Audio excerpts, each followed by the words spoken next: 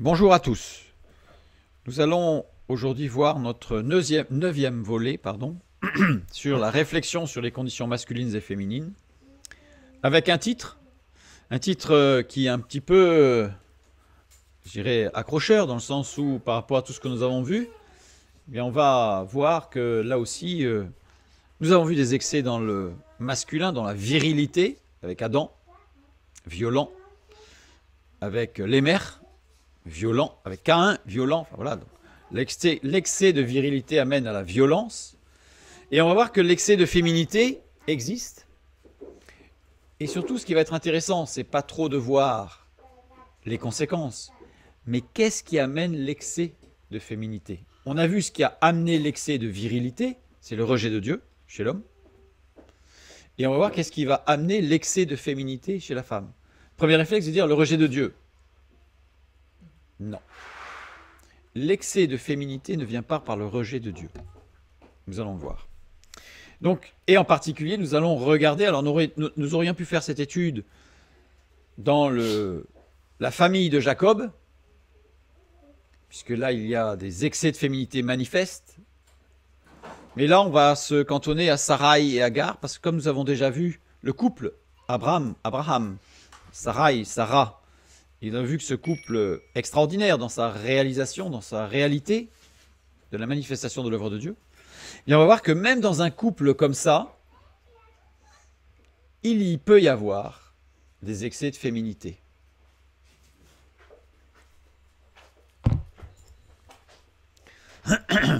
Première lecture.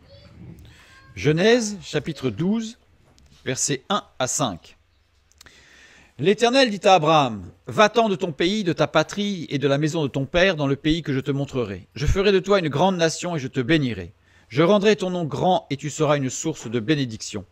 Je bénirai ceux qui te béniront et je maudirai ceux qui te maudiront, et toutes les familles de la terre seront bénies en toi. » Abraham partit, comme l'Éternel le lui avait dit, et Lot partit avec lui. Abraham était âgé de 75 ans lorsqu'il sortit de Charan. Abraham prit Sarai, sa femme, et Lot, fils de son frère, avec tous ses biens, et tous les biens qu'il possédait, et les serviteurs qu'ils avaient acquis à Charan. Ils partirent pour aller dans le pays de Canaan, et ils arrivèrent au pays de Canaan. Jusque-là, tout le projet fonctionne à merveille. Ils ont mis du temps à partir de Charan, ils sont partis de Ur avec le père d'Abraham. Et à Charan, le père d'Abraham était très fatigué, donc ils ont respecté l'âge du père, ils ont attendu. Et quand le père est décédé, en séjour, alors ils sont repartis, ils ont continué, ils ne se sont pas installés, ils sont repartis. Ils ont tout le respect des parents dans leurs conditions vieillissantes. Et donc Abraham part avec sa femme, Lot, fils de son frère, et tous ses biens. Il prit Sarai, sa femme. Ce verbe est très important. Lakar. Lakar qui veut dire enlever ou acheter. Conjugué à l'imparfait. C'est-à-dire qu'en fait, Abraham a acheté sa femme. Quand on dit ça comme ça, c'est violent. Il est conjugué à l'imparfait, ce verbe. Ça veut dire qu'en fait, il l'a acheté régulièrement. Ça laisse sous-entendre qu'il y a un problème de lecture directe. Parce que quand on achète quelque chose qui nous appartient, on l'achète une fois. On ne l'achète pas régulièrement. Verbe employé pour l'homme qui prend une épouse. Dans Genèse 24, 67, nous avons Isaac conduisit Rebecca dans la tente de Sarah, sa mère. Il prit Rebecca qui devint sa femme. Et il l'aima. Ainsi fut consolé Isaac après avoir perdu sa mère.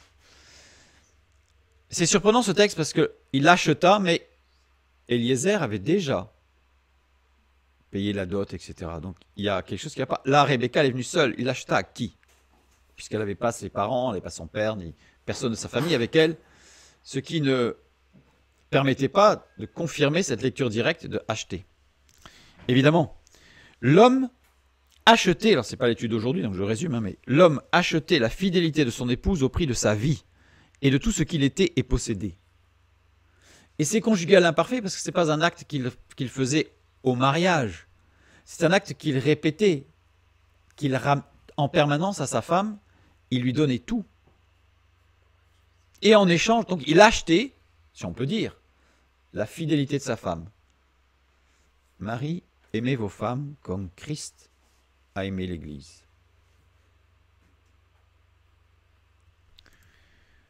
Cet engagement a été régulièrement réitéré. Pas juste aux grandes occasions. Régulièrement répété. Sarah et sa femme, Isha. Isha. Pas encore Ishat. Isha. Les deux dernières lettres avec deux premières lettres. Donc la première lettre, on a vu, caractérise l'unité, exprime la puissance, la stabilité, la continuité. Et les deux dernières lettres, racines composées des signes du mouvement relatif et réciproque. Toute une dynamique dans Isha indique le lieu vers lequel s'inclinent irrésistiblement les choses et les choses mêmes qui s'inclinent vers Dieu, vers ce lieu. Donc il y a une réciprocité. C'est ce qu'on a vu, le Adam qui a permis de produire Isha, Isha qui a permis de passer Adam à Ish, mais Ish qui a permis de passer de Isha à Isha. C'est réciproque, c'est le miroir, dont on a déjà parlé, l'effet miroir. À trois, j'ai géré le miroir à trois faces, avec Dieu, qui permet la construction complète. Une femme s'épanouissant avec son mari, Isha. Dans cette phrase, il prie Sarai, sa femme. Épanouissement des deux. Dans la réciprocité. Un couple formidable. Shin Tav, les deux dernières lettres, désignent aussi le fondement, Dieu. On voit Isha, son essence même, c'est le fondement sur Dieu. On voit ce couple extraordinaire. Abraham, Sarai, marchent avec Dieu, marchent ensemble, main dans la main. Extraordinaire. Un couple uni dans un échange tripartite parfait avec Dieu, enfin, c'est le rêve. Le rêve de tout jeune marié, de toute jeune mariée, de fonder un foyer comme ça. Extraordinaire. Pardon. Oups. Un peu plus tard, il y eut une famine dans le pays, et Abraham descendit en Égypte pour y séjourner, car la famine était grande dans le pays. Comme il était près d'entrer en Égypte, il dit à Sarai, sa femme, « Voici, je sais que tu es une femme belle de figure. Quand les Égyptiens te verront, ils diront, c'est sa femme, et ils me tueront, et te laisseront la vie. Dis, je te prie, il met quand même un petit s'il te plaît, que tu es ma sœur, afin que je sois bien traité à cause de toi, et que mon âme vive grâce à toi. » Alors là, on a un choc frontal entre le début du chapitre et ce passage, où là, on n'a pas du tout l'image d'un homme. On a l'image d'un couard qui va se cacher derrière sa femme, qui va dire « Tu dis que tu es ma sœur, bon, peut-être qu'il t'arrivera des bricoles. Mais moi, je serai vivant. » C'est violent, là aussi. Il y a quelque chose qui choque. C'est clair, dans cette lecture en tout cas. Voici, je sais que tu es une belle femme. Yada. Yada qui veut dire connaître par expérience. Heureusement, il connaît par expérience que sa femme est belle. Jusque-là, tout va bien. Abraham a une approche masculine. Il connaît par l'expérience. Il ne ressent pas que sa femme est belle. Il le sait parce qu'il a testé. Dans tous les domaines. C'est concret, c'est une expérience. Je sais que dans telle situation, tu réagis bien. J'ai l'expérience. Ça fait au moins 8 fois que tu réagis bien, donc les statistiques sont bonnes, donc c'est bon. On est dans le dur. Par expérience, Yada, je sais que tu es belle, une femme belle, Yafé, d'une beauté hors norme. Ce mot est très très fort, c'est-à-dire qu'elle était très très belle. À 80 ans, elle continuait à exciter la convoitise des jeunes hommes. Elle était très très belle, hors norme, exceptionnellement belle. Belle de figure, marais, apparence qui amène à désirer. Elle avait une belle apparence qui amenait à désirer. Elle était, je dirais, totale dans sa féminité, sans être aguicheuse, c'est pas la question, mais elle était belle. Elle était belle. Ça me rappelle un témoignage, je fais une toute petite parenthèse, parce que ça me vient à l'esprit, d'une femme qui donne un témoignage, c'était au XVIIIe siècle, une femme de famille bourgeoise, noble, qui était très très belle, et qui était une occasion de chute. Elle aimait Dieu, mais elle était une occasion de chute, parce que beaucoup d'hommes la désiraient, même des hommes mariés. Et elle a prié, et elle a crié au Seigneur, « Seigneur, je ne veux pas être une occasion de chute. » Elle a attrapé la petite vérole. Elle est devenue terriblement laide. Mais elle louait le Seigneur parce qu'elle n'était plus une occasion de chute. Je ferme la parenthèse. Donc là, on a une femme qui est très très belle. Le texte insiste vraiment sur cette beauté exceptionnelle. Genèse 39:6, il abandonna aux mains de Joseph tout ce qui lui appartenait et il n'avait avec lui d'autre soin que celui de prendre sa nourriture. Or, Joseph était beau de taille et beau de figure. Joseph, pareil, un homme qui, dans cette virilité saine, était beau. Il émanait quelque chose de lui qui faisait qu'il était attirant, mais sans le vouloir, mais il était attirant. Il était attirant. C'est le même mot. Bien fait. Yada est conjugué au mode parfait. Alors ça, c'est surprenant. Ça veut dire que c'est tout d'un coup. Tout à coup, Abraham réalise que sa femme est belle.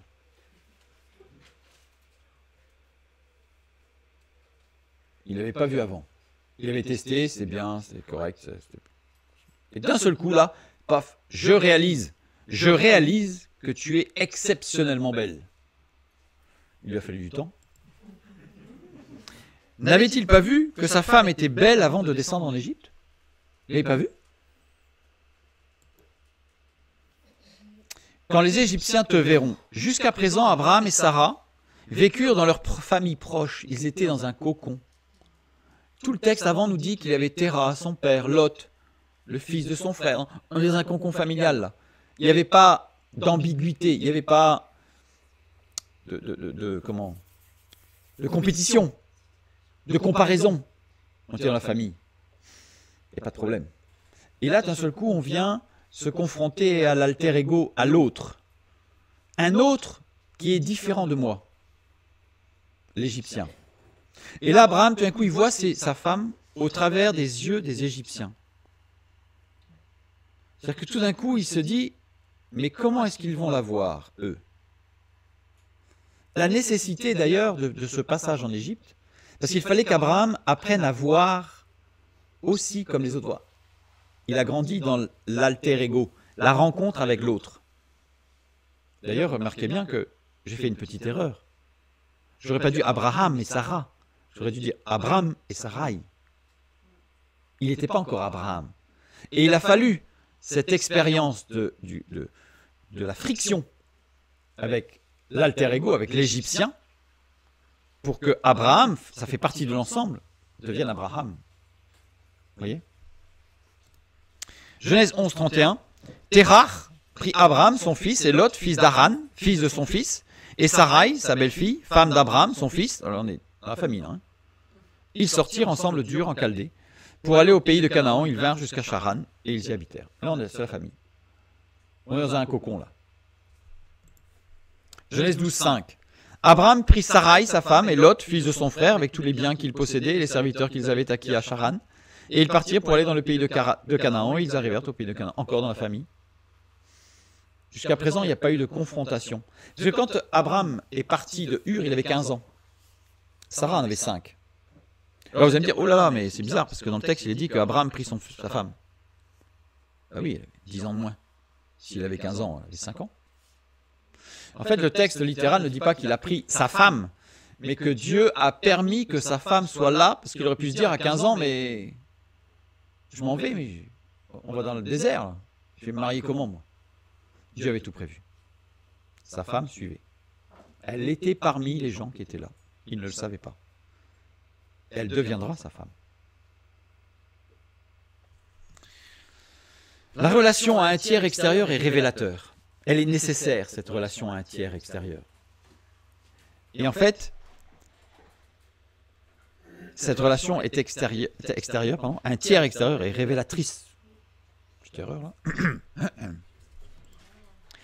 Elle est nécessaire cette relation. Il est nécessaire de rencontrer l'autre, d'aller se frotter à l'autre, qui a une vision complètement différente. La preuve, Abraham réalise que sa femme est très très belle. j'ai réalisé. J'ai réalisé là, chérie, que tu es un peu trop belle pour aller chez les Égyptiens. Donc on va avoir un problème. Genèse 39, 7. Après ces choses, il arriva que la femme de son maître porta les yeux sur Joseph. Ah, ça y est, la beauté fait son effet là. Alors Joseph, c'est après Abraham, hein, mais on voit l'effet là. Donc Abraham, il se dit, on va éviter ce problème, ce genre de problème, on va essayer de trouver un subterfuge, une technique. C'est un homme, hein, une technique. Il faut quelque chose dans le dur. Stratégie. Perception sensuelle de Madame Potiphar. Perception sensuelle d'une beauté qui transcendait le corps. Il arrive malheureusement parfois, dans certaines églises, que certaines femmes tombent amoureuses du pasteur, qui est marié. Ça arrive. Perception sensuelle, les sens, d'une beauté qui émane d'une vie de l'esprit, tout simplement. Il est nécessaire donc de rencontrer le tiers, l'alter ego, pour prendre conscience des dangers. Abraham a pris conscience du danger, là. Donc, il fallait faire quelque chose. On quittait le monde, entre guillemets, comme on dit parfois, des bisounours. On rentre dans un monde concrètement dur et vrai, mais avec des dangers et des risques. Pour prendre conscience de nos responsabilités aussi, Abraham, là, il a une responsabilité, il faut qu'il protège sa femme. Vous allez me dire, sa stratégie n'était peut-être pas la meilleure. Mais vous allez voir qu'au contraire, vous allez voir. Prends le verset 13. Dis, je te prie que tu es ma sœur, afin que je sois bien traité à cause de toi et que mon âme vive grâce à toi. Donc ça, c'est pas tout à fait faux. C'est pas tout à fait vrai, mais c'est pas tout à fait faux. Là, il est dans le mou, là. Genèse 20, 12. De plus, il est vrai qu'elle est ma sœur, fille de mon frère, de mon père, seulement elle n'est pas fille de ma mère. Et elle est devenue ma femme. Donc c'est une demi-sœur. Donc quelque part, elle est sa sœur. Contraste fortement avec les versets précédents, comme nous avons dit. De plus, Dieu a protégé Abraham et Sarah malgré la malhonnêteté des propos. Dieu n'a fait aucun reproche à Abraham. À aucun moment, Dieu va lui dire à Abraham, « Eh oh, tu fais quoi là ?» Même après, il a pas dit, « Mais t'as fait quoi ?» Rien. Dieu, ça passe comme une lettre à la poste. Dieu a béni Abraham par la suite. Il a été enrichi même. Quelle drôle de chose. Dieu n'a pas fait de reproche ni à Abraham ni à Sarah. À aucun des deux. Il les a protégés, il n'a pas fait de reproche. C'est quand même curieux. Et en plus, alors le pire, seul Pharaon a subi les conséquences de ce qui s'est passé, alors que lui, il y est pour rien. Lui, on lui dit, voilà, c'est des us et coutumes virils qui ne sont pas très... Mais il est dans sa culture, je veux dire, il est le Pharaon, dans son pays, ça se fait. Voilà, tout d'un coup, c'est lui, par contre, qui s'en prend plein. Deux rappels importants. Lors de la chute, l'homme, pour se déresponsabiliser de la désobéissance, rejette la faute sur sa femme. Et sur Dieu, indirectement. Adam, donc, il va y avoir la femme, c'est le serpent. Il va y avoir Adam d'abord. Adam, il dit, c'est la femme que tu as mis à mes côtés. C'est sous-entendu, tu n'avais qu'à pas le faire. Hein. Donc là, il se déresponsabilise sur la femme. Genèse 3, 12. L'homme répondit, la femme que tu as mise auprès de moi m'a donné l'arbre, j'en ai mangé. C'est pas de ma faute. Hein. La femme, de son côté, rejette la faute sur le serpent. C'est pas moi, c'est le serpent. Genèse 3, 13. Et l'Éternel Dieu dit à la femme, pourquoi as-tu fait cela? La femme répondit, le serpent m'a séduite et j'en ai mangé. Regardez le discours.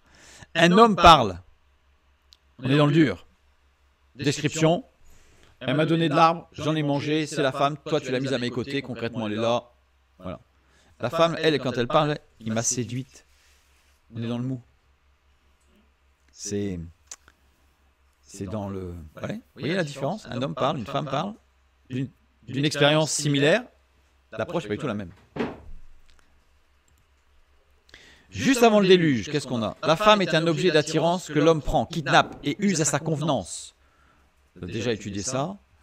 Donc, Une femme était trouvée, les hommes trouvaient une femme belle, il l'a kidnappée, et puis la femme était un objet.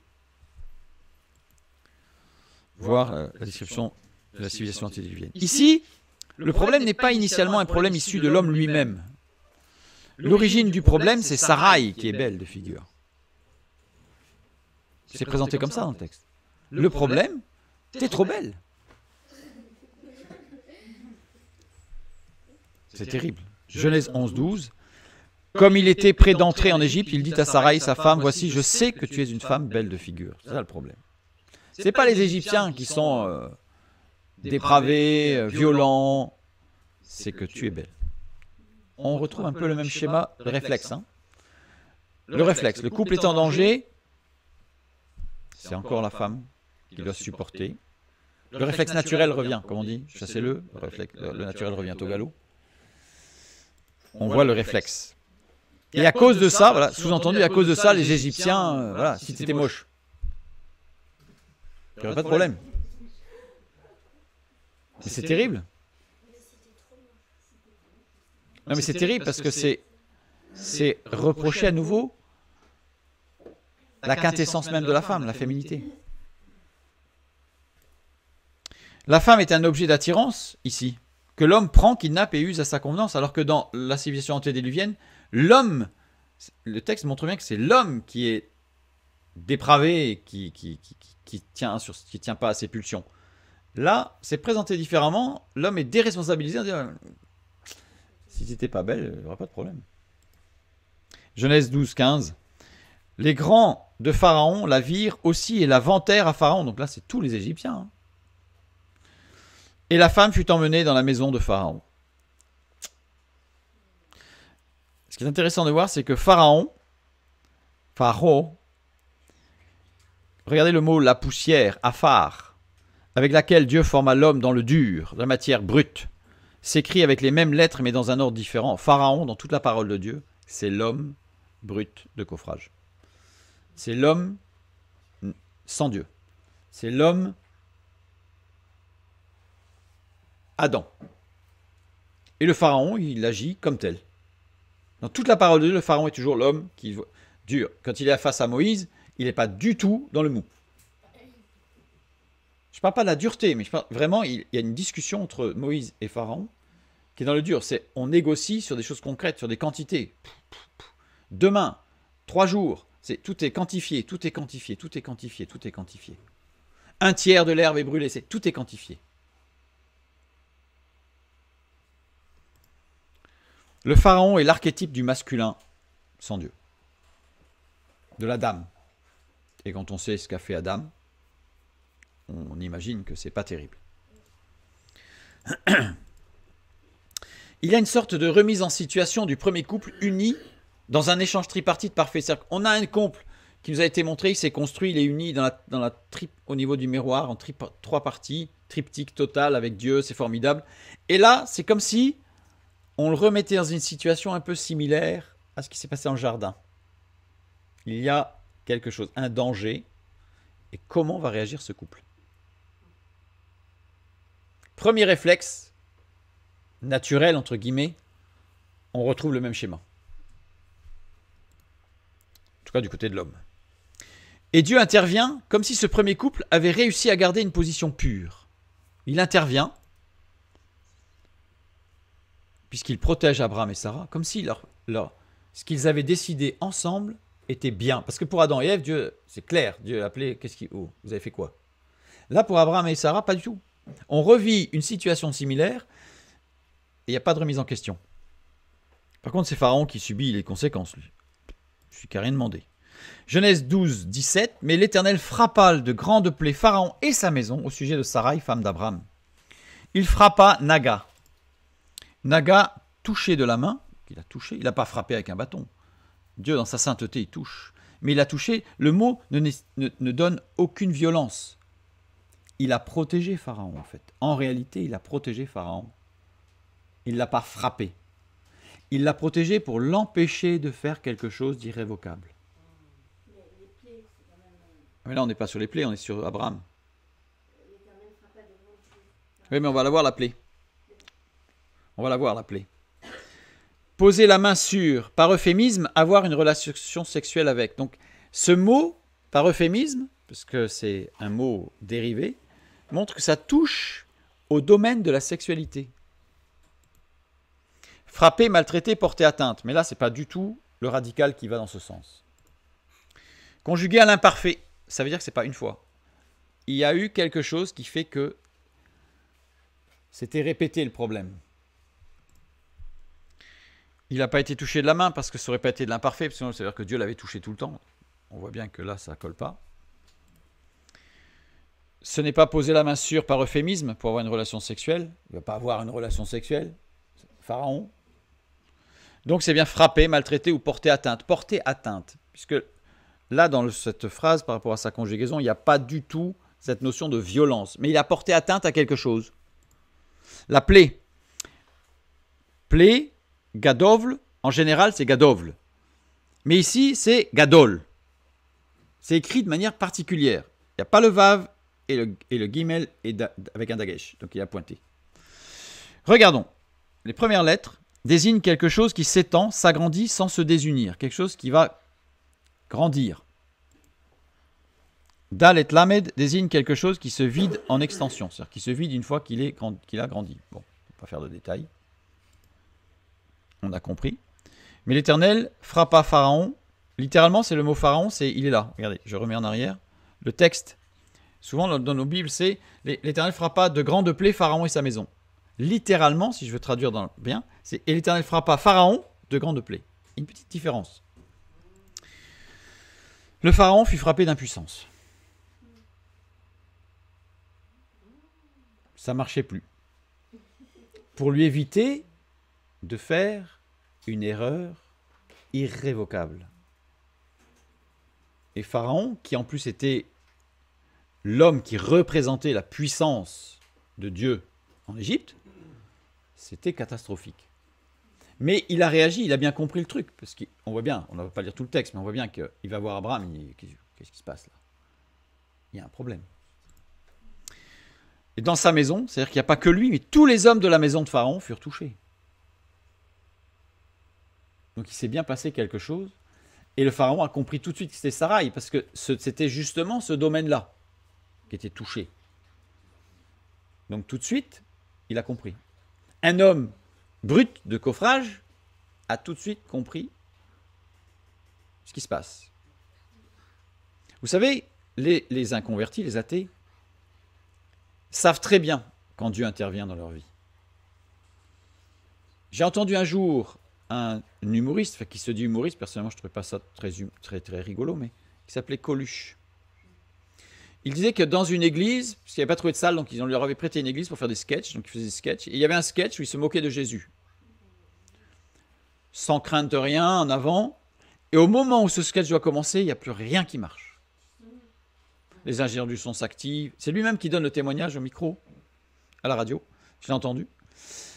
Tout le monde s'active, et puis les ingénieurs du son disent on ne comprend pas. Et Coluche, d'un coup, il dit, j'ai réalisé qu'on ne se moque pas de tout. Il dit, et au moment où j'ai dit, on passe le sketch, tout s'est mis en route. Il a dit, ce jour-là, j'ai compris qu'on ne se moque pas de tout. Vous savez, la puissance de Dieu, quand elle intervient, elle touche juste ce qu'il faut pour que l'homme comprenne qu'on ne se moque pas de Dieu. Donc là, c'est le cas pour Pharaon, il a compris. Il a compris que c'était Sarai le problème. Donc Dieu est intervenu et a protégé tout le monde. Genèse 12, 13. Donc là, on revient sur Abraham. On a vu ce qui se passe. On voit bien que Dieu a géré les choses pour qu'il n'y ait pas l'irrémédiable. Dis, je te prie donc que tu es ma sœur. Donc là, on voit l'homme couard. Il faut juste savoir que là, il prépare des paroles, il va s'adresser au Pharaon. Il va dire à Pharaon, c'est ma sœur. Et il demande à Sarai de confirmer qu'ils sont bien frères et sœurs. Il y a juste une chose qu'il faut avoir à l'esprit, c'est que le Pharaon est le seul qui soit dans l'obligation de se marier avec sa sœur. Parce que le Pharaon, étant d'essence divine dans la mythologie égyptienne, pour les Égyptiens, Pharaon est divin, et il ne peut pas se souiller avec une femme qui ne soit pas d'essence divine. Et la seule femme qui ait la même essence divine que lui dans la mythologie égyptienne, c'est sa sœur, parce qu'elle est issue des mêmes parents, qui ont transmis cette divinité. Donc dans l'Égypte ancienne, ce qui a causé beaucoup de problèmes d'handicap chez les enfants, parce qu'il y avait de la consanguinité de façon importante, mais dans la mythologie égyptienne, Abraham dit « c'est ma sœur », il s'adresse au seul homme sur terre qui ne peut que se marier avec sa sœur.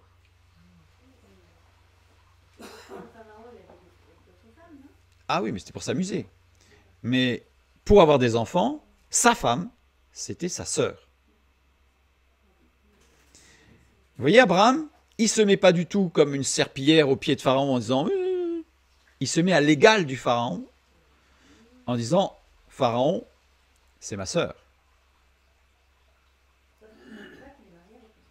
Sauf qu'il ne dit pas qu'il est marié avec elle. Là, il y a le glissement là. Mais dans l'attitude d'Abraham, il a manqué pourtant un homme de foi, mais voilà. Il n'a pas été jusqu'au bout de sa démarche de foi. Il pensait que c'était suffisant là, mais ce n'était pas suffisant, il fallait verbaliser. C'est un homme, il aurait dû verbaliser, être dans le dur. Pas dans le non-dit, dans le dit. Mais il s'affirme devant Pharaon déjà là. Il se positionne, la stratégie est excellente, il y a juste qu'il n'a pas été au bout. Mais la stratégie s'adresse, ça change toute la lecture. Il s'adresse au seul homme qui ne peut se marier qu'avec sa sœur, et il dit c'est ma sœur. Il se met à l'égal du Pharaon. Sarai était bien la demi-sœur d'Abraham, pas de problème, mais ce n'est pas la raison pour laquelle Abraham présente son épouse comme sa sœur. Abraham et Sarai étaient de même essence. Je vous ai parlé de la mythologie égyptienne, le fait que le Pharaon ne devait se marier qu'avec une femme qui était de même essence que lui, c'est-à-dire divine par rapport à ses parents. Et là, il la présente comme sa sœur pour une raison bien particulière, c'est que Sarai, sa sœur, dans la chair, est de même essence que lui. Abraham se présente à égalité avec Pharaon, et vous allez voir pourquoi. C'est extraordinaire. Et Pharaon, je le répète ici, c'est l'homme brut, l'homme de la matière, dans le dur. Sauf que le Pharaon se présente comme autarcique, c'est-à-dire que le Pharaon, lui, c'est ma sœur, sa sœur est totalement soumise, il est l'homme brut, il n'a pas de supplémentation, de supplétion avec cette femme qui est sa sœur, c'est celle qui portera son enfant, c'est la mère porteuse, c'est tout. En réalité, elle n'est pas, au sens biblique du terme, elle n'est pas son épouse, elle n'est que sa sœur. Il est isolé, il est seul. Ça a été d'ailleurs dans certaines dynasties un drame. Il était seul. Abraham se présente dans la relation tripartite nécessaire et suffisante. Juste avant, la parole de Dieu nous dit bien, il achetait, il donnait sa vie et sa femme. C'était un, c'était quelque chose d'uni, il y avait quelque chose de plus.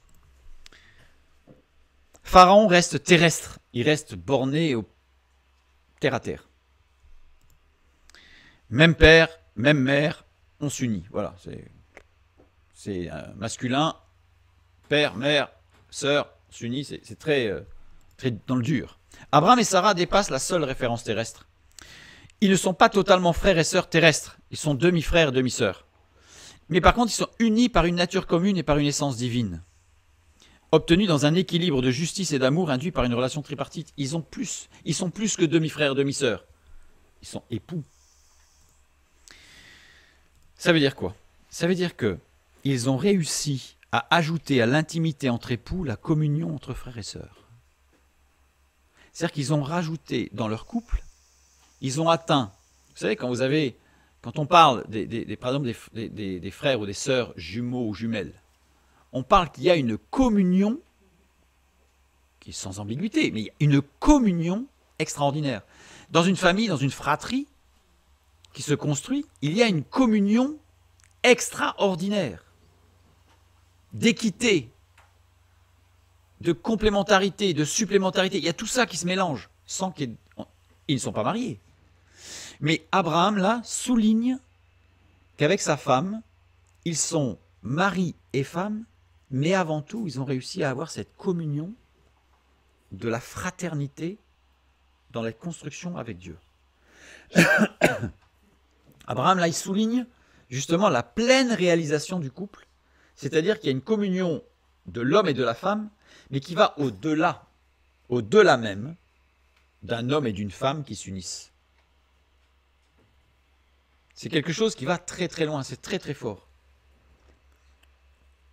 Et il l'affirme devant Pharaon. Là, c'est toute la puissance, la force du couple qui est affirmée, à la nuance près qu'il est resté dans le non-dit face à un homme qui n'est que dans le dit.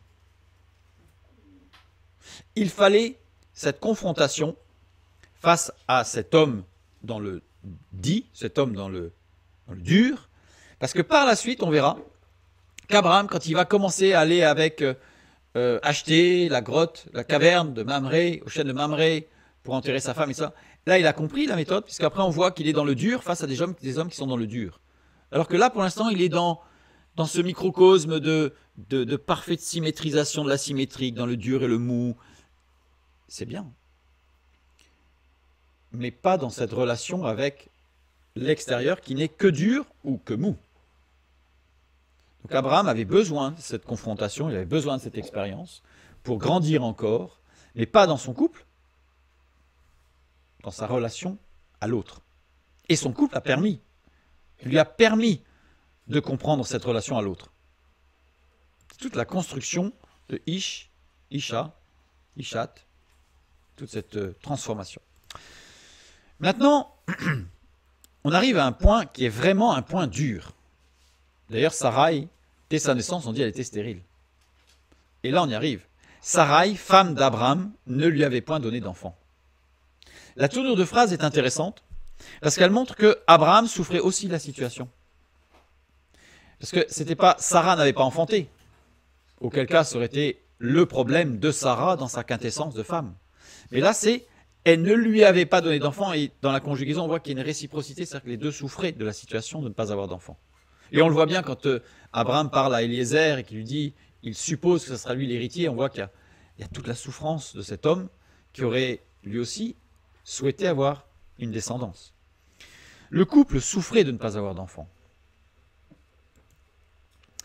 Maintenant, Genèse chapitre 16, verset 1b, donc la deuxième partie jusqu'au verset 4. Elle avait une servante égyptienne nommée Agar. Et Sarai dit à Abraham, « Voici l'Éternel m'a rendu stérile. Viens, je te prie, vers ma servante.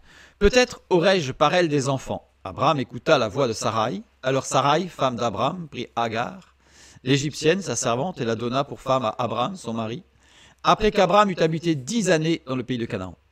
Il alla vers Agar, et elle devint enceinte. Quand elle se vit enceinte, elle regarda sa maîtresse avec mépris.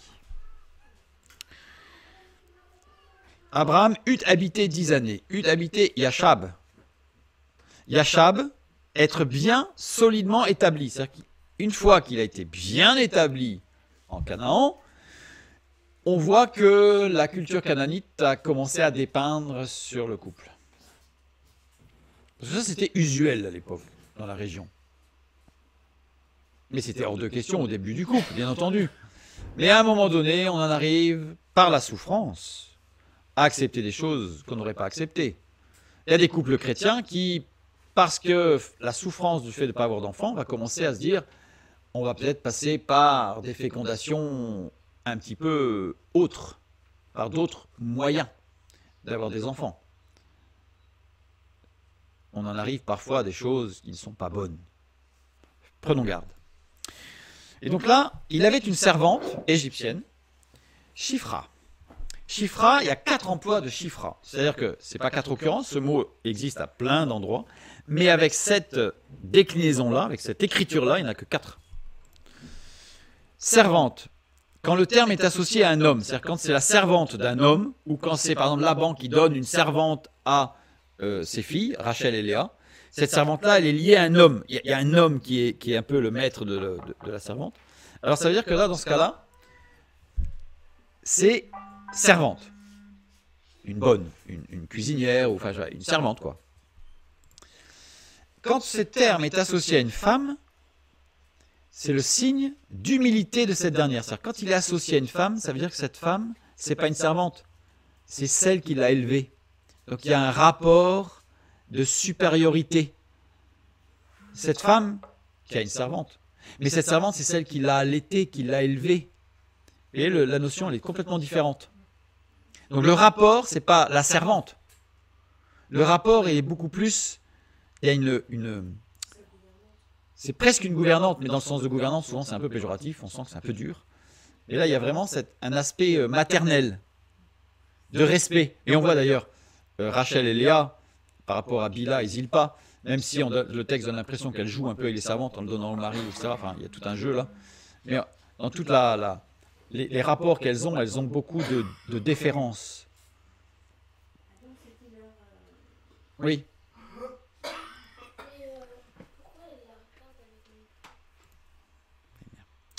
Agar avait été donnée par le pharaon lors du passage d'Abraham en Égypte. En fait, j'ai mis le texte, Genèse 12, 16. Il traita bien Abraham à cause d'elle, à cause de Sarai, et Abraham reçut des brebis, des bœufs, des ânes, des serviteurs et des servantes. C'est ce mot-là. Des ânesses et des chameaux. Donc ça veut dire qu'il ne s'agit pas d'une gouvernante ou d'une nounou qui aurait pris Sarai sous son aile. Ce n'est pas le cas. Donc il y a autre chose. Mais il y a un rapport d'égalité entre les femmes, voire de supériorité d'Agar sur Sarai. Pourquoi? Alors on pourrait se dire parce qu'il y en a une qui est stérile et pas l'autre. Ça va un peu plus loin que ça, la subtilité. Signe d'une alliance entre les deux hommes, c'est-à-dire que on le voit quand Salomon a fait alliance avec Pharaon, à un moment donné, le texte est traduit par « il se maria avec la fille du Pharaon ». C'est faux. Et en hébreu, c'est pas ça. En hébreu, c'est que Pharaon a donné sa fille à Salomon, puisqu'ils ont fait un contrat commercial très important, et il a donné en otage, en gage, à Salomon sa fille, et Salomon gardait sa fille tant que les travaux n'étaient pas finis. Ça se faisait très souvent. C'était un gage. Il n'y avait pas de banque, il n'y avait pas de garantie bancaire, il y avait un gage. Ce qui fait que le pharaon allait finir les travaux pour récupérer sa fille. Et à la fin des travaux, il récupérait sa fille, qui était bien traitée. Il n'y a aucun problème. C'était juste un gage. Et là, en fait, et on voit le fait de bien traiter Abraham à cause de Sarai, le fait de donner des brebis, des bœufs, des ânes, des serviteurs et des servantes, ça veut dire qu'il y a eu une alliance qui a été faite entre les deux. Et au travers de cette alliance, il a donné sa fille à un homme juste qui respectait sa femme. Or, une alliance avec le pharaon était toujours validée par le don du pharaon de l'une de ses filles. Toujours. Agar était la fille du pharaon. Agar était une princesse égyptienne. Sarai signifie ma princesse. Sarah signifie la princesse. Agar était une princesse. Et c'est là que se joue toute l'ambiguïté entre les deux femmes. Je suis la princesse de mon mari, mais sous-entendu, moi je suis une princesse. Alors là, il y a toute la rivalité qui va se jouer là-dessus. Agar était une princesse égyptienne. Et elle regarda sa maîtresse avec mépris. Et maintenant, on va comprendre le mot mépris. Kalal. Mépriser, regarder comme petit. Mais ici, le quand, on va le voir juste après, il n'y a pas le quand dans le texte original. C'est elle se vit enceinte et elle regarda sa maîtresse. Et on va aller un peu plus loin sur la page suivante. On reprend ce texte et on va aller plus loin. On va remarquer que tous les verbes, il alla vers Agar, donc relation sexuelle entre Abraham et Agar. Elle devint enceinte, se vit enceinte et regarda. Tout ça est conjugué à l'imparfait. Ça veut dire que Abraham est allé plusieurs fois vers Agar et Agar est tombée plusieurs fois enceinte. Et à chaque fois qu'elle se voyait enceinte, à chaque fois elle savait qu'elle était enceinte. Donc c'est pas que ça marchait pas, c'est qu'elle était enceinte. Et de manière générale, pas à chaque fois qu'elle était enceinte, mais de manière générale, c'est un imparfait, c'est répété. Et elle regardait sa maîtresse avec hauteur, parce que c'était une princesse. Le quand n'existe pas.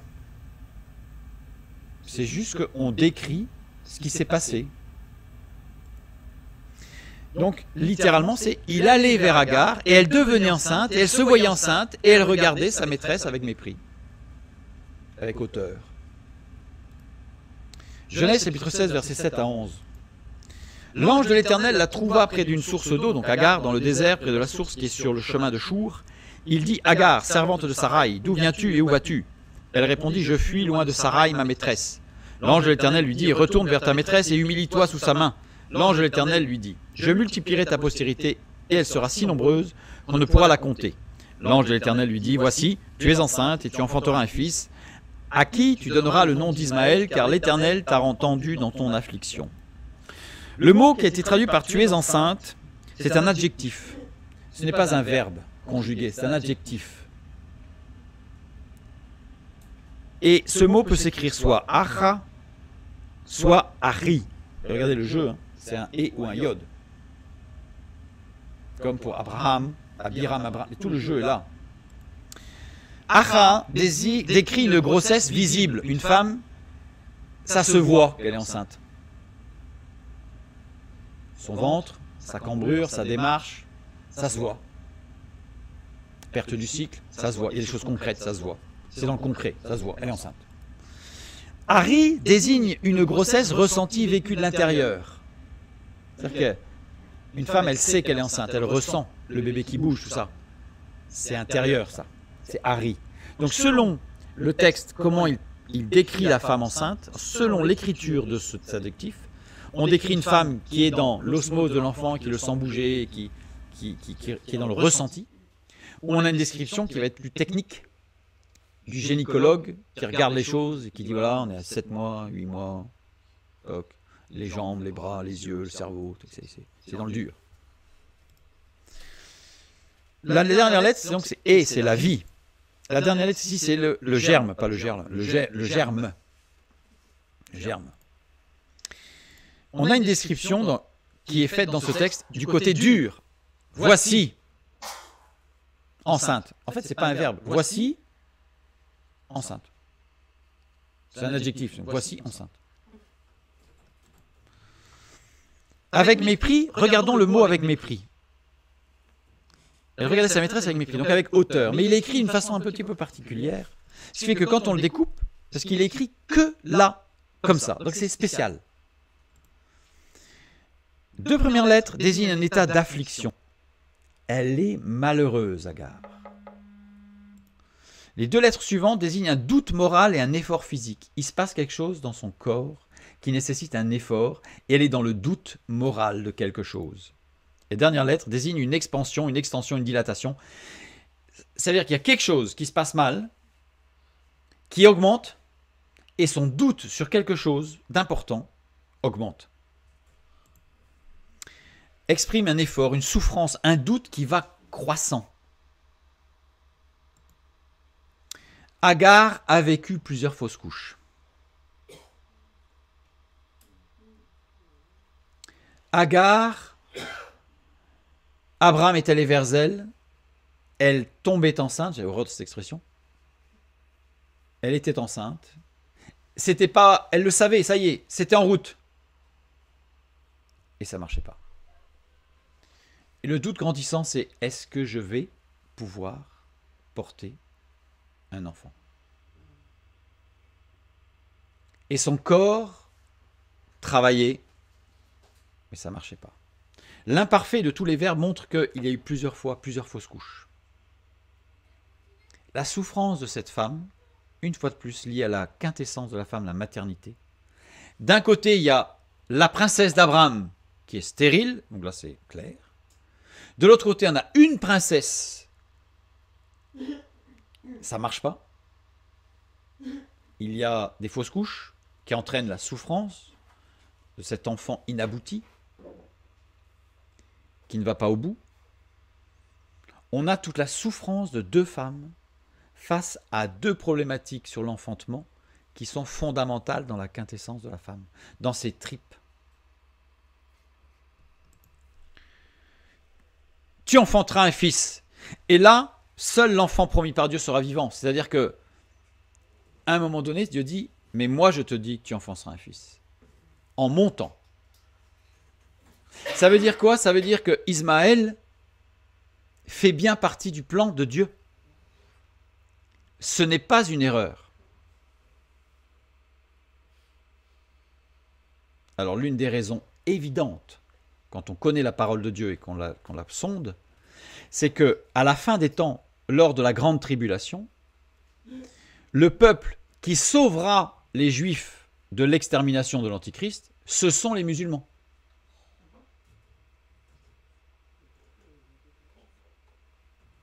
Parce que quand l'Antichrist, les musulmans vont recevoir l'Antichrist, comme beaucoup d'autres, comme les bouddhistes qui attendent la 12e réincarnation de Bouddha, le Bodhisattva, etc. Donc ils vont dire l'Antichrist, c'est lui, c'est lui, c'est lui. Formidable. Ils vont penser que c'est le Mahdi, les musulmans, c'est-à-dire le dernier grand prophète. Mais quand l'Antichrist va se proclamer Dieu, ah ça pour un musulman, ça c'est pas possible. Et l'Antichrist va se retrouver face à des millions de musulmans qui vont le combattre dans une guerre effroyable qui donnera 2 milliards de morts, bibliquement. 2 milliards de morts. Seconde guerre mondiale, 58 millions. 2 milliards de morts. Mais il y aura tellement à faire, l'Antichrist, avec les musulmans qui vont se déchaîner, que les Juifs seront à l'abri de la puissance de l'Antichrist. Pour leur laisser le temps de reconnaître le libre choix, Yeshua HaMashiach, Jésus le Messie. Vous voyez tout le plan de Dieu qui s'établit de façon extraordinaire.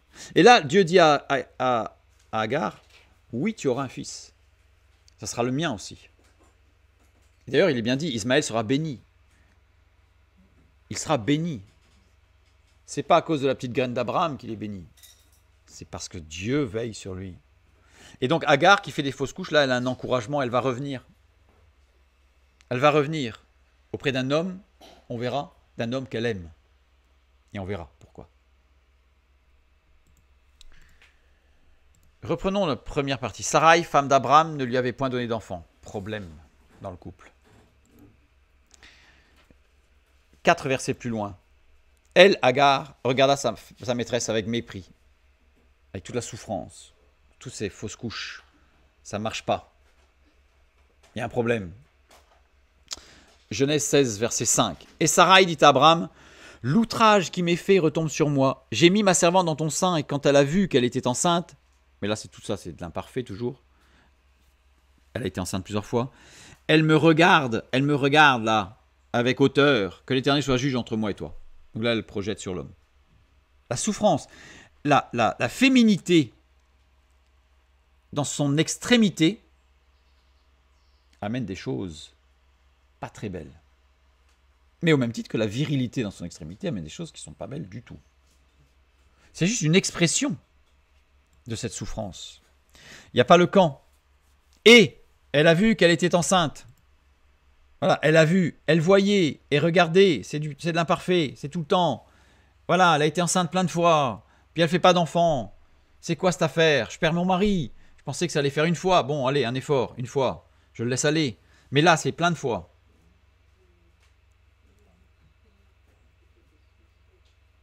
L'idée initiale était peut-être pas bonne. Elle sentait que son mari s'attachait aussi à Agar. Que Agar s'attachait à Abraham, et on verra pourquoi.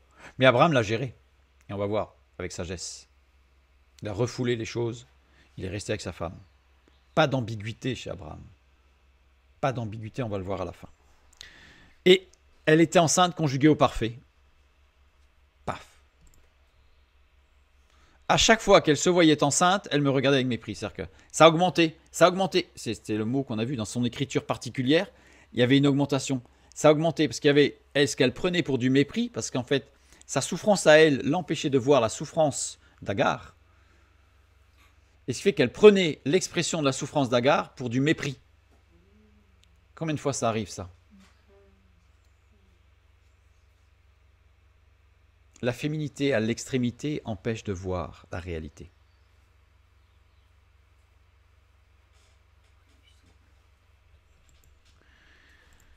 Genèse 16, verset 6. Le verset suivant. Abraham répondit à Sarai, « Voici ta servante est en ton pouvoir, agis à son égard comme tu le trouveras bon. » Alors Sarai la maltraita et Agar s'enfuit loin d'elle.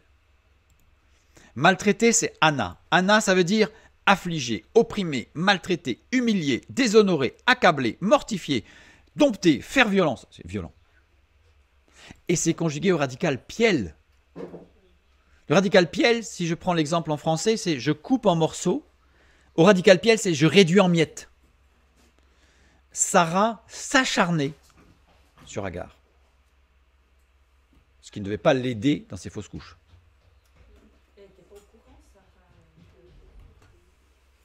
Si, Sarah était bien au courant des fausses couches, puisque le texte nous montre que l'état d'Agar quand elle était enceinte se voyait. Donc ça a duré plusieurs mois. Il est fort probable qu'elle ait contribué au fait qu'il y ait eu des fausses couches. Et petit détail, on ne l'étudiera pas aujourd'hui, mais quand Abraham va prendre Isaac pour le sacrifier, l'étude du texte montre qu'il y a une totale incompréhension parce que Dieu n'a jamais demandé à Abraham de sacrifier son fils. Par contre, Abraham n'a pas écouté Dieu. Dieu a gardé Isaac. Et Abraham, comme il a gardé Pharaon, il a gardé Abraham Isaac. Et Dieu n'a jamais demandé à Abraham de sacrifier son fils. Mais par contre, quand Abraham, l'homme dans le dur, pas la dureté, mais dans le dur, Sarah a compris qu'Abraham allait sacrifier Isaac, et ça a causé la mort de Sarah. La douleur de voir son fils partir avec l'idée qu'il ne reviendrait pas. C'est-à-dire qu'on a une sorte d'effet boomerang de ce qu'elle a fait subir à Agar. On n'est pas dans la rétribution. Mais l'objectif, c'est que toute personne soit amenée à la sanctification, à l'édification auprès de Dieu dans le salut. Et donc, cette douleur de la féminité à l'extrême a amené Sarai dans des extrémités terribles. C'est sa douleur qui parlait. C'est sa douleur qui parlait. On voit bien la quintessence de la femme quant à la grossesse, ce que ça peut donner. Et donc, elle a amené Agar, elle a participé assurément dans ce qu'elle a fait aux fausses couches, et elle a perdu sa vie pensant que son fils allait mourir. Il y a beaucoup de choses. On ne va pas l'étudier là, ça serait trop long, mais voilà, je ferme la parenthèse.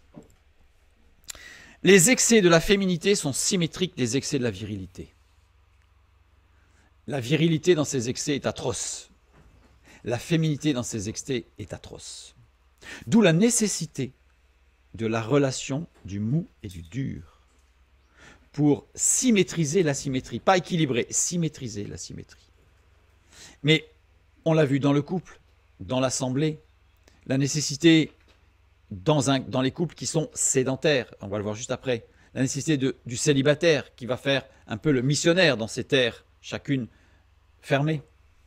Donc tout ça, c'est l'équilibrage, c'est la symétrisation nécessaire par rapport à cette souffrance de la quintessence de la femme et de l'homme, qui ne s'exprime pas du tout de la même manière. L'expression de la souffrance d'Abraham l'a amené à son état naturel. Le calcul.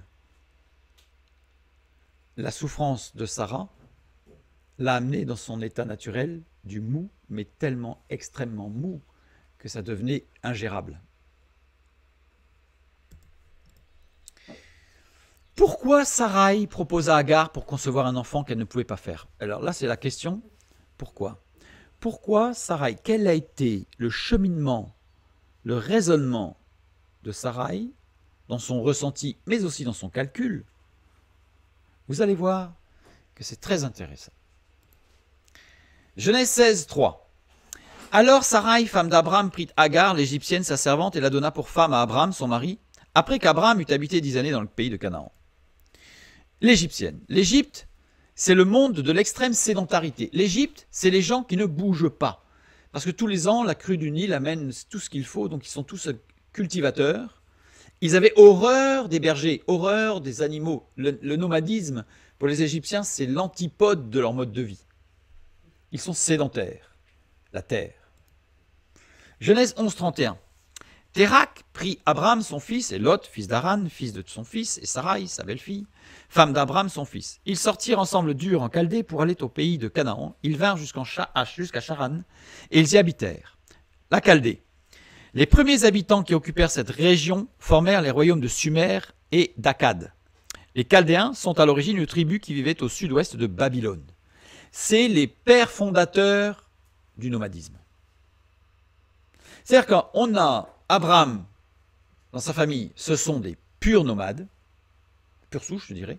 Ils viennent d'Ur, une ville, ils étaient sédentaires, mais Dieu les a dit de sortir. Ils ont marché, ils sont allés jusqu'à Charan, jusqu'à une zone désertique. Le seul moyen de pouvoir vivre, c'est de marcher, c'est de se déplacer, d'aller mener les troupeaux plus loin, puis à un autre endroit, chercher de l'eau. Le nomadisme. Donc l'essence même de la famille d'Abraham, c'est être nomade. Sumer, Babylone sont les mondes de nomadisme et de commerce. Il n'y a rien dans ces régions-là, donc le seul moyen de survivre, c'est de faire du commerce, du business.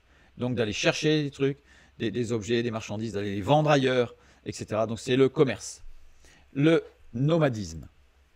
Remarque, aucun personnage biblique égyptien ne porte de nom propre, mais uniquement des noms de fonction. Dans toute la parole de Dieu, vous ne voyez aucun nom propre chez les Égyptiens, même pas Potiphar, parce que Potiphar, ce n'est pas un nom, c'est une fonction de prêtre. Donc ça veut dire que en Égypte, il n'y a pas besoin de nom propre, on le reconnaît par la fonction. Et regardez les noms que nous portons aujourd'hui. En règle générale, beaucoup viennent d'un nom de métier. Parce qu'au Moyen-Âge, les gens étaient sédentaires, il y avait très peu, et on les reconnaissait par « Ah, c'est le charpentier ». C'est le plombier, c'est le couvreur. Et même encore aujourd'hui, on va plus avoir tendance à dire « Ah, j'ai vu qu'il y avait du monde chez toi. » Oui, c'est le couvreur. On est des sédentaires. On vit par la fabrication. Notre système, il est là. Donc en Égypte, il n'y a pas de nom propre, il n'y a que des fonctions. Par contre, tous les personnages, aucun personnage biblique babylonien ne porte de nom de fonction, mais uniquement des noms propres. Parce que comme ils sont nomades, on ne peut pas dire « Ah, c'est le marchand !» Et lui, bah, c'est le marchand. Et lui, bah, c'est le marchand. Et lui, bah, c'est le marchand. Donc on est obligé de donner un nom. On est obligé de donner un nom. C'est Bob, c'est Fred. Voilà. On les reconnaît. Parce qu'ils ont un nom. Parce qu'ils sont nomades. Ils sont fluctuants. Mais leur nom reste. Mais ils vendent des choses. Regardez bien, dans toute la parole de Dieu, vous ne trouverez aucun personnage biblique babylonien qui ne soit décrit que par sa fonction. Ça arrive qu'on ait des noms et des fonctions, bien sûr, pour comprendre le texte. Mais c'est le nom qui prime. Alors que chez les Égyptiens, nous n'avons aucun nom.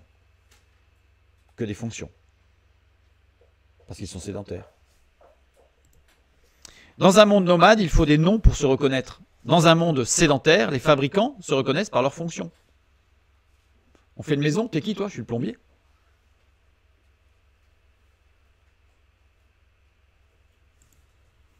Et juste avant ces événements-là, avec Sarai, Agar, avec ce qu'on vient de voir, qu'est-ce qui se passe? Genèse chapitre 15. La promesse de Dieu d'un héritier et d'une nation. Une alliance. Dieu fait une promesse à Abraham, qui en a certainement parlé à son épouse, voire ils étaient tous les deux ensemble, j'en sais rien. Le texte n'est pas suffisamment précis. Mais en tout cas, il y avait une promesse d'héritier et d'une nation. Un héritier, l'aspiration de la femme qu'est Sarai d'avoir un enfant. Promesse de Dieu de réalisation de la quintessence de la femme. Une nation, l'aspiration de l'homme qu'est Abraham. Un homme vit pour l'histoire. L'homme, quand il fait quelque chose, il veut laisser une trace. Pas forcément dans le livre d'histoire, mais l'homme, dans sa quintessence, il construit quelque chose, il veut que ça reste. La femme, elle veut des enfants, chair de sa chair. Et là, il y a une promesse pour le couple, avec un héritier, et une promesse pour la femme, une promesse pour l'homme, une nation. La promesse est pour les deux. Ce couple, je dirais, concrétisé dans la réalisation et la réalité de la manifestation de la nature divine, va s'épanouir, va se projeter dans une espérance, d'une promesse de Dieu qui correspond aux deux. Pas à un, et l'autre il a qu'à se taire et suivre, aux deux. L'Égypte a toujours fasciné les Israël de par son image de nation sédentaire et stable. Regardez dans toutes les histoires, à chaque fois, Jérémie va passer des années de sa vie à prévenir Israël de ne pas être fasciné par l'Égypte au risque de se faire détruire, pas par l'Égypte, par les nomades. Israël a un statut particulier dans l'histoire de l'humanité parce qu'en fait, il est sédentaire, nomade, nomade sédentaire. Pendant des siècles, il n'a pas eu de pays, il a été nomade, puis s'est établi sédentaire. Regardez ce que reprochent les nomades, c'est-à-dire tous les Arabes autour. Ce sont les sionistes qui veulent s'établir sur une terre. Ce sont des gens qui sont des sédentaires et nous on est des nomades. Regardez ce que reproche l'Occident aux Juifs. Ce sont des nomades, ils se promènent partout. Le sédentaire reproche le nomadisme aux Juifs, le nomade reproche le sédentarisme des Juifs. Les Juifs sont entre les deux, pourquoi? Parce qu'ils manifestent la totalité, eux aussi, dans le plan de Dieu. C'est pour ça que c'est le peuple élu. Ils manifestent la nature divine dans cet équilibre du tout. Et ils dérangent. Et ils dérangent les Juifs. Pour ça, entre autres. Mais aussi parce qu'ils sont porteurs du message de Dieu. Mais les porteurs du message de Dieu portent en eux le message de Dieu. Hein Sarai voyait en Agar, l'Égyptienne, la réalisation des promesses de Dieu. Une femme égyptienne, princesse égyptienne, la réussite de la sédentarisation. Donc là, c'est le top. Au lieu de demander à Dieu son avis, calcul. Mais c'était dans le plan de Dieu. Parce qu'Agar était une femme de bien. Pourquoi on sait que c'était une femme de bien, Agar? C'est une femme bien. Une femme que Dieu aimait. Parce que 4 fois, il n'y a pas beaucoup de personnages bibliques dans la Bible qui vont avoir 4 fois la visite d'anges qu'elle va voir et entendre.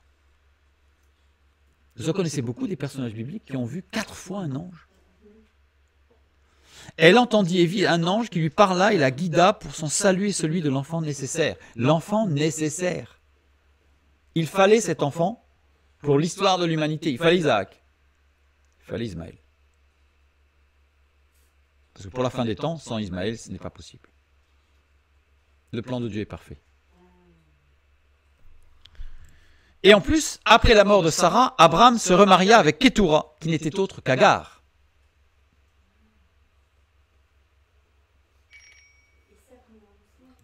Petit bonus.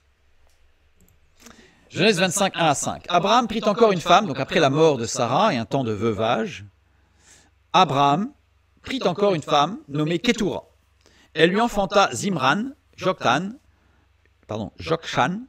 Médan, Madian, Jishbak et Chouar. Jokshan engendra Séba et Dédan. Les fils de Dédan furent des Ashurim, les Létushim et les Léumim. Les fils de Madian furent Epha, Épher, Enoch, Abida et Eldaa. Ce sont là tous les fils de Kétoura. Abraham donna tous ses biens à Isaac.